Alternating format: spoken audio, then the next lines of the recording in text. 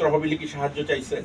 না, আমরা তো এসব জানি না। আমরা তো আমাদের তো এরকম ছিল না। আমরা যেটা জানি আমাদের মানে এই যে 15 দিন আগের কথা ছিল যে আমরা বাঁচতে পারবো না ঋণের চাপে। আমরা যেটা ভাবছিলাম, আমরা স্বামী স্ত্রী কথা বলছিলাম আগে যে চলো আমরা মইরা যাই কিছু খাই একটা। তখন একটা ভাবলাম, ও বলছিল যে আমি বললাম যে আচ্ছা মানুষ তো কতই সাহায্য দিতে চায়, আমরা কি প্রধানমন্ত্রীর কাছে একটু সহযোগিতা করতে পারি না? তখন মানে না পাইলে কি আর কি প্রেস ক্লাবে গেছিলাম, এই বাচ্চা নিয়ে আজকে 7টা দিন যাবত ঘুরতেছিলাম। মানে মূল উদ্দেশ্য বাচ্চাকে বন্ধক দেওয়া না, মূল উদ্দেশ্য হচ্ছে যে এটার একটা পথ খুঁজে বের করা, যে রাব্বুল আলামিন যদি কোনো একটা পথ আপনাদেরকে বের করে দেন। সব সমাধান হয় না, অথবা আমি ঋণ নিয়ে মরতেও চাই না, মানে আমার একটু সহযোগিতা করলে মানে একটু আবার নতুন করে সব শুরু করতে পারলে আর কি ভালো হইতো আর কি।